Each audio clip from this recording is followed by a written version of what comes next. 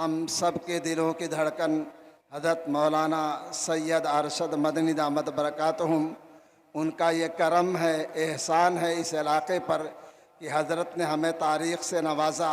अब दिल की गहराइयों से हम हज़रत का शुक्र अदा करते हैं और उम्मीद करते हैं कि हज़रत अपने नासिहाना कलिमात से हमें नवाजेंगे और इंशाअल्लाह जो भी हिदायत हज़रत की होगी ये पूरा मजमा उस पर अमल करने के लिए तैयार है। हज़रत से मेरी दरख्वास्त है कि हज़रत अपने कलिमात से हमें महसूस फरमाएँ।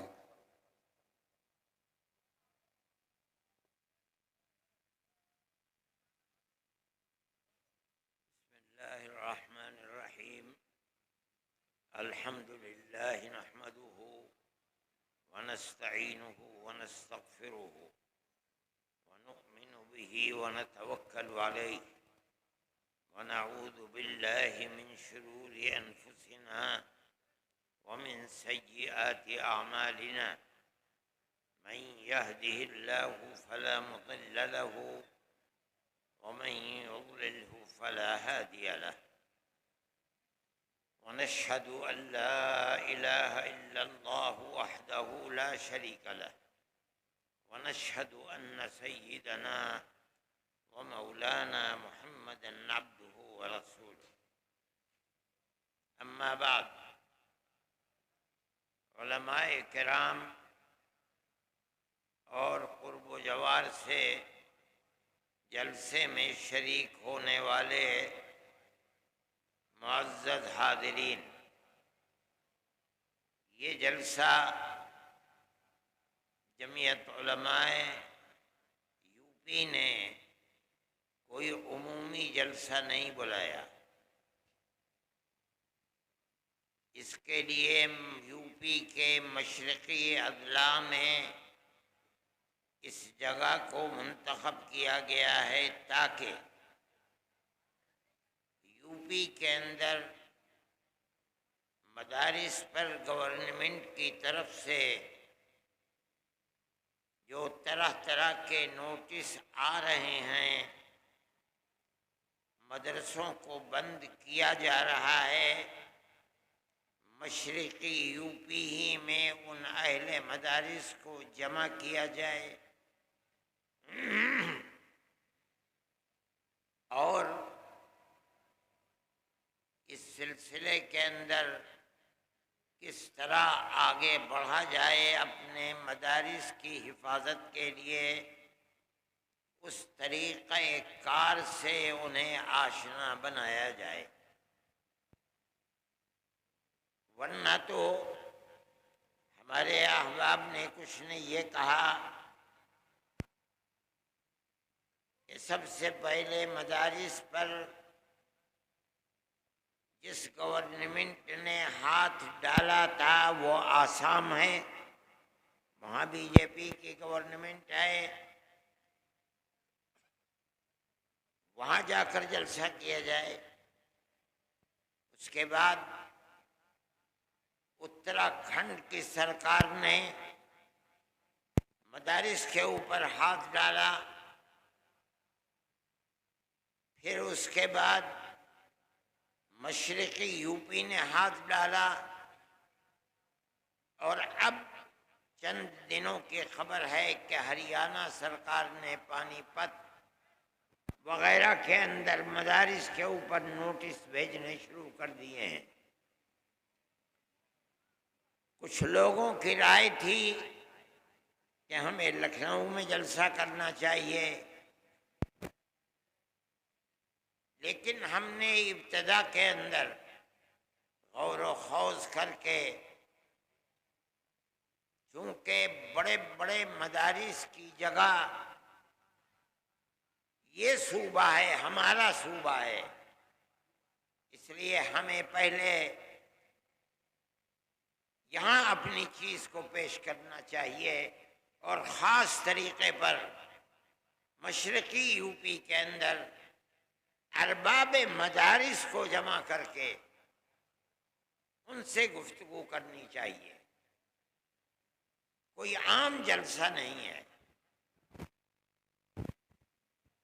अरबाब मदारिस पढ़े लिखे लोग हैं, आप हजरात जानते हैं, इसलिए हम आप ही से गुफ्तगू करना चाहते हैं और इस वास्ते से अपनी बात सूबाई गवर्नमेंट बल्कि हम मरकजी गवर्नमेंट तक अपनी बात को पहुंचाना चाहते हैं।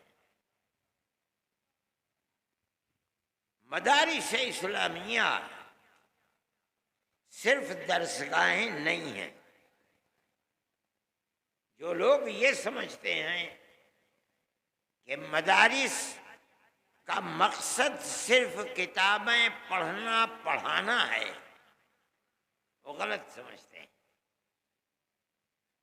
मैं आपके सामने एक मजमा है हजारों आदमियों का, यकीनन इस मजमे के अंदर वो लोग भी होंगे जो मेरी इस आवाज़ को सूबाई और मरकजी गवर्नमेंट तक पहुंचाएंगे।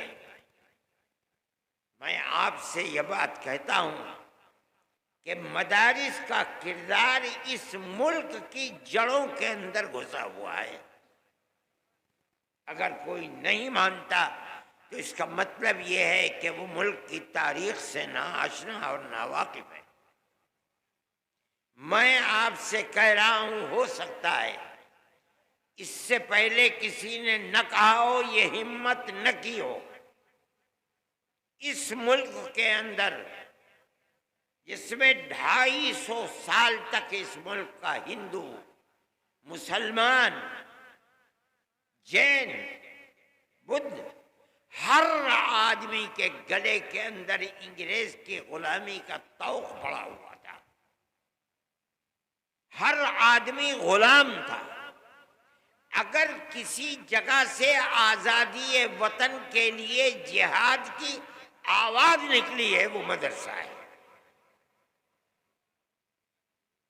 सबसे पहला आदमी 1803 के अंदर जिस दिन अंग्रेज ने कहा कि मुल्क बादशाह का और जनता अल्लाह की, लेकिन हुकूमत आज से ईस्ट इंडिया कंपनी की है, सबसे पहली आवाज इस बात की कि मुल्क गुलाम हो गया और आज़ादी वतन के लिए जिहाद करना हर मुसलमान और हर हिंदुस्तानी का फर्ज है।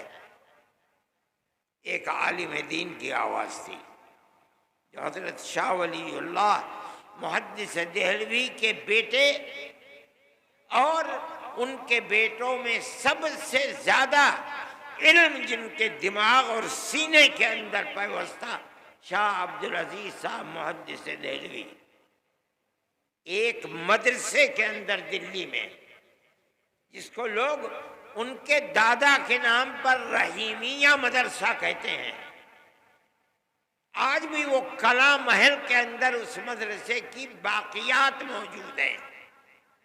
उस मदरसे से आवाज निकली थी कि मुल्क गुलाम हो गया, हिंदू गुलाम है, मुसलमान गुलाम है, अक्सरियत गुलाम है, अकलियत गुलाम है।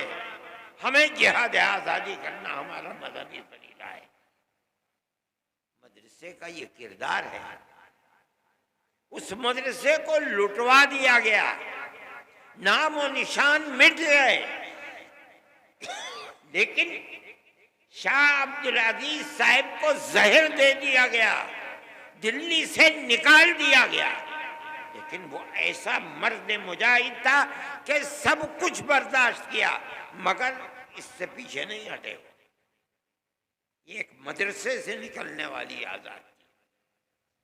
मैं कहता हूं कि आज जिन मदरसों के अंदर ताले लगाए जा रहे हैं, यही मदरसे थे। सबसे पहला मदरसा दिल्ली का मदरसा था, जिसने गुलामी के खिलाफ आवाज निकाली और इतने बड़े बड़े अफराद को पैदा कर दिया जिन्होंने 150 साल की मेहनत के बाद मुल्क को आजाद करा दिया।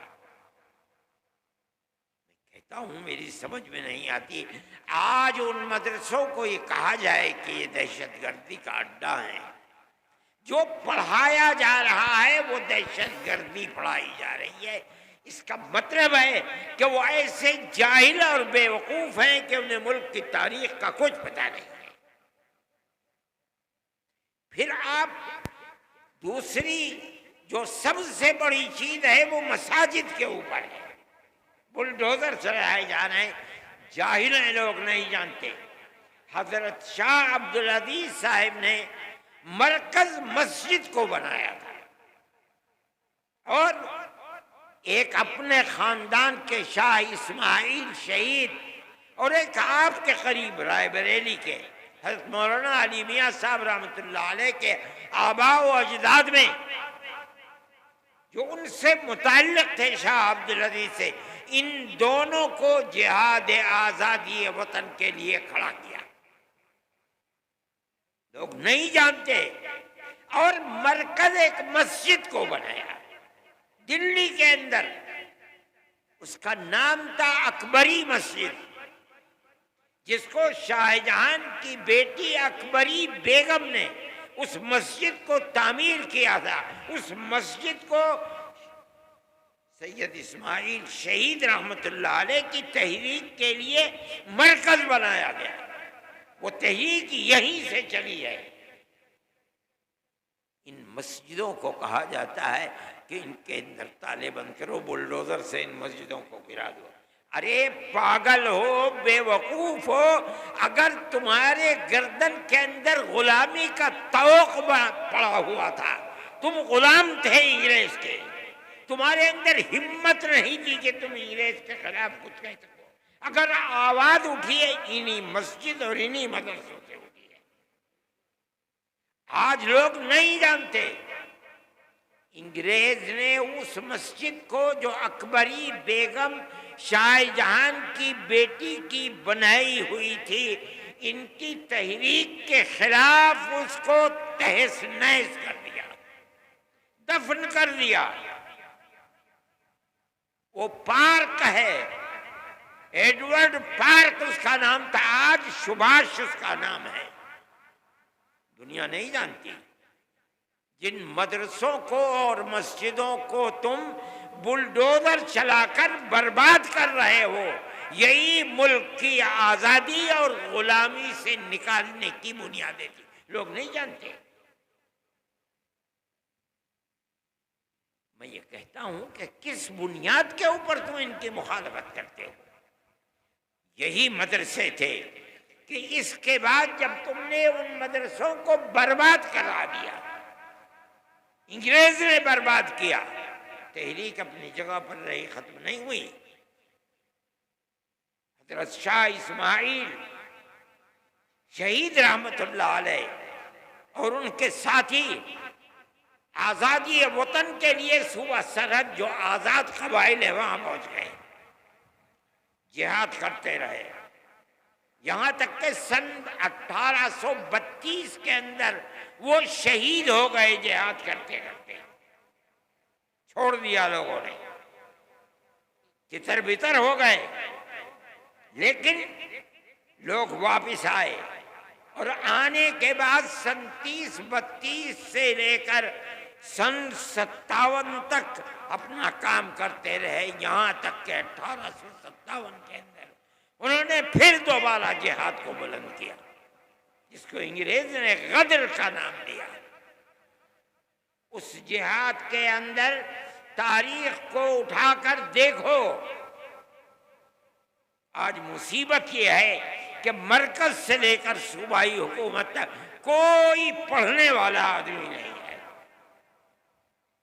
बड़े से बड़ा अनपढ़ आदमी बैठा हुआ है। सन 1857 के अंदर जिहाद के अंदर सिर्फ दिल्ली में रोशन मुस्तकबिल, रूह रोशन मुस्तकबिल, इन किताबों को उठा कर देखो, सिर्फ दिल्ली के अंदर 32,000 उलमा का कत्ल हुआ है। कौन लोग थे? ये वही तहरीक थी जो शाह अब्दुल अजीज साहब रहमतुल्लाह अलैह ने दिल्ली के एक मदरसे से उस तहरीक को बुलंद किया था, जिसका मरकज अकबरी मस्जिद को बनाया था। उस मस्जिद की दरो दीवार आज भी ईंटें दफन हैं। अभी 5-7 साल पहले शोएब इकबाल जो असेंबली के मेंबर हुआ करते थे, इत्तेफाक से उस जमीन को क्यों खोदा नहीं मालूम, उसके बाकियात मिल गए, लेकिन बीजेपी गवर्नमेंट ने उनको बाकियात को बाकी नहीं रहने दिया, उसको फिर पाट करके जमीन के अंदर दफन कर दिया गया। वो एक तारीख थी। ये मस्जिदें और ये मदरसे इसी तारीख के नमूने हैं। कोई है माई का लाल बताए वो कौन सी जगह हैं जहां से आजादी वतन और गुलामी की जंजीर को निकाल कर फेंकने के लिए मरकज बनाए? कोई बता सकता है? मैं मुसलमान हूं, मैं कह रहा हूं, अलल ऐलान कह रहा हूं, तारीख की किताबों को पढ़ो, अगर गलत कह रहा हूं बताओ गलत है। क्यों मदरसों के पीछे पड़े हुए? हमारा ताल्लुक कोई सियासत से नहीं है। फिर देखिए, जब 1857 के अंदर 2 लाख मुसलमान शहीद कर दिया गया, अभी 1-1.5 महीना पहले, बल्कि 1 ही महीना अभी हुआ है कि जब वक्फ के मसले के अंदर पार्लियामेंट के अंदर गुफ्तगू हुई तो एक हिंदू बड़ी बेहतरीन उर्दू बोलने वाला, मेरे उसके बाप से ताल्लुकात थे, जो आसाम का चीफ मिनिस्टर था, उसका बेटा है गोगोई, उसने तकरीर की, पार्लियामेंट में कहा कि 2 लाख मुसलमानों ने अपनी जान आजादी वतन के लिए दी है। उन लोगों के नाम लिए जिन्होंने आजादी वतन के लिए अपनी जान को कुर्बान किया है, और ये एक हकीकत है।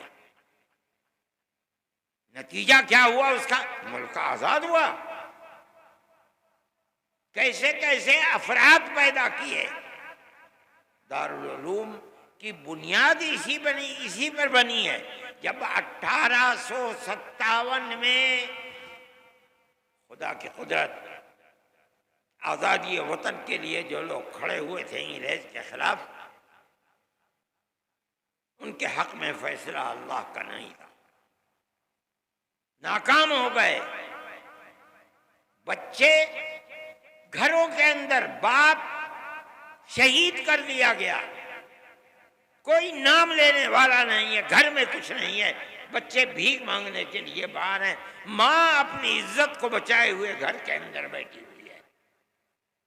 चर्च के लोग निकल रहे हैं, उन बच्चों का हाथ पकड़ रहे हैं, हमें दो बच्चे को, हम इसे मुफ्त पढ़ाएंगे, मुफ्त लिखाएंगे, मुफ्त कपड़े देंगे पहनने के लिए, पढ़ा करके मुलाजमत देंगे, कि अपने पेट को भी पालेगा, तुम्हारे पेट को भी पालेगा। इस सूरत हाल को जब आम मुआफी का ऐलान हुआ और इन मदरसों का बुनियादी किरदार रखने वाले हजरत नानोतवी और हजरत गंगोही और उनकी जमात ने देखा, तो बैठकर मैं मदरसों के बनाने का फैसला किया, और ठीक 9 साल के बाद सन 1866 के अंदर दारुल उलूम की बुनियाद डाल दी। इस बुनियाद के बाद सबसे पहली शख्सियत जो सामने आई है वो हजरत शेखुल हिंद रहमतुल्लाह अलैह की शख्सियत कही जाती है।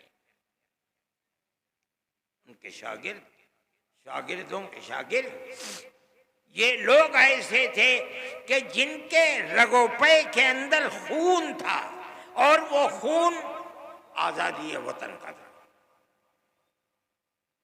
वहां से फिर आजादी की तहरीक, चैन से नहीं बैठे, 2 मरतबा शिकस्त हुई। एक मरतबा तो वो शिकस्त हुई जिसके अंदर शाह अब्दुल अजीज साहब के 2 शागिर्द थे, और एक मरतबा 1857 की शिकस्त। उसके बाद इन्होंने दारुल उलूम देवबंद की बुनियाद डाली। किस लिए? हजरत शेखुल हिंद रहमतुल्लाह अलैह फरमाया करते थे कि हजरतुल उस्ताद हजरत नानोतवी रहमतुल्लाह अलैह ने जिस लिए दारुल उलूम की बुनियाद रखे, मैं उसे जानता हूं। सिर्फ किताबों का पढ़ाना नहीं था, बल्कि गुलामी की जंजीरों को तोड़कर पूरी कौम, हिंदू मुस्लिम की कौम को जिंदा आजादी के साथ मुल्क में जीने का हक दिलाना था। यही बुनियाद थी कि वो तन्हा नहीं बैठे, उन्होंने अपने शागिर्दों को लिया। दारुल उलूम की बुनियाद जिस मकसद के लिए पड़ी वो ये मकसद था। फिर एक मदरसा नहीं, उस मदरसे से 50 साल के अंदर सन 66 से लेकर तकरीबन 80 साल के अंदर हजारों मदरसे मुल्क के अंदर बना दिए गए, यहां तक कि सन 47 के अंदर मुल्क आजाद हो गया। इन मदरसों की बुनियाद क्या थी? आजादी वतन बुनियाद थी।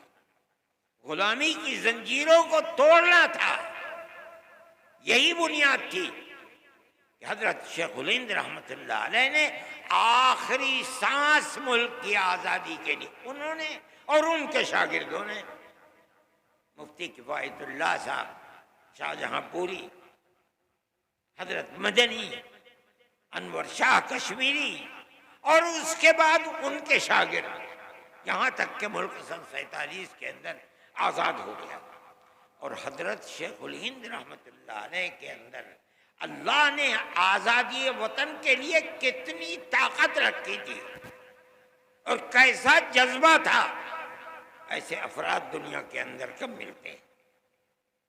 हजरत जब वापिस आए माल्टा की जेल से सन 1919 के अंदर, बल्कि सन 1920 के अंदर, जमीयत उलमा 19 में कायम हुई और 20 में हजरत शेखुल हिंद माल्टा की जेल से हिंदुस्तान वापिस आए हैं।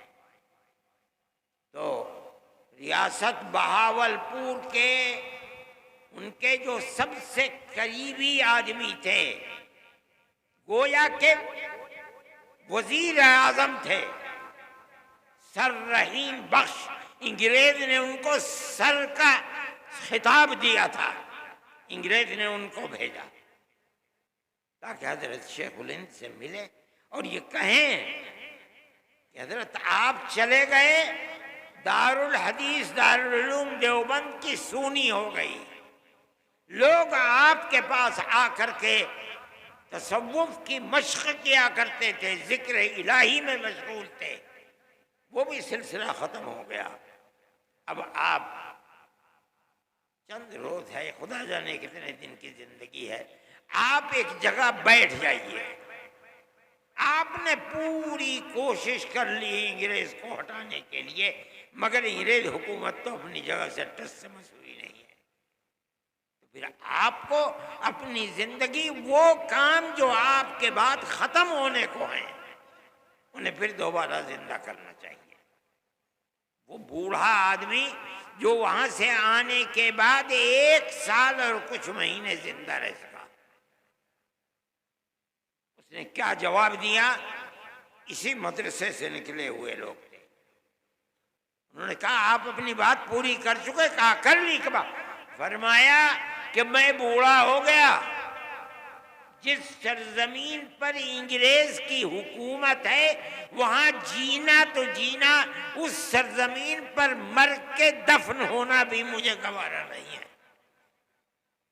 मैं तो हिंदुस्तान सिर्फ इसलिए आया हूं कि मैं आकर ऐलान करूं कि अंग्रेज की गुलामी हराम है।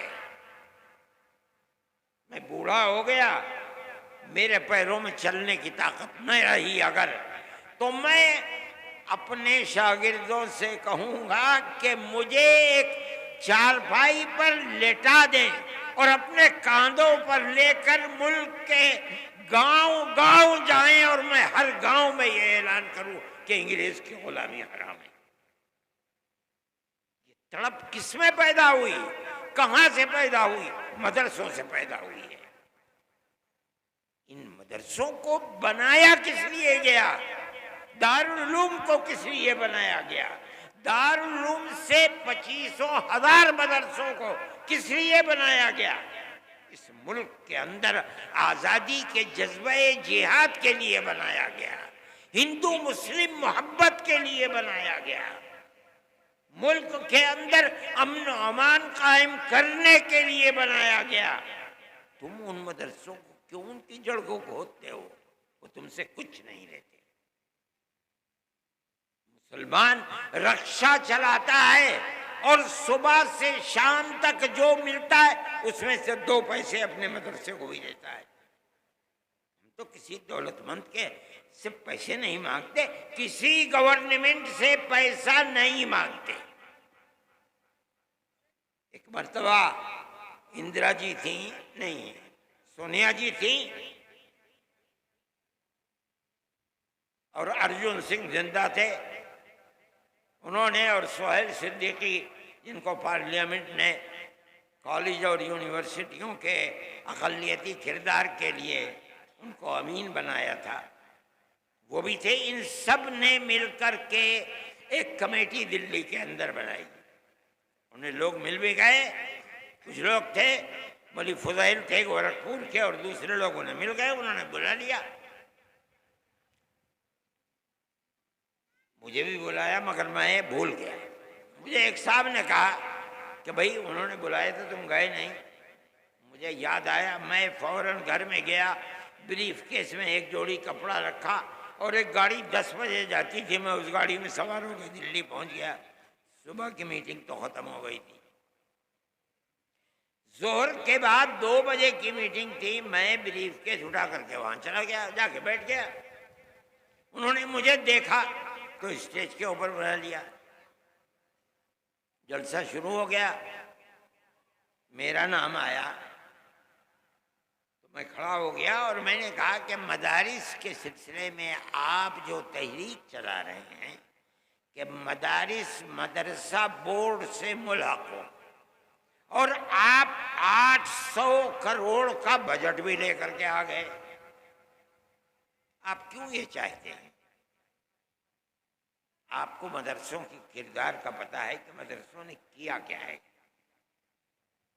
मैंने उनके सामने ये चीज रखी कि मुल्क गुलाम था, मदरसों की तहरीक दारुल उलूम देवबंद से चली।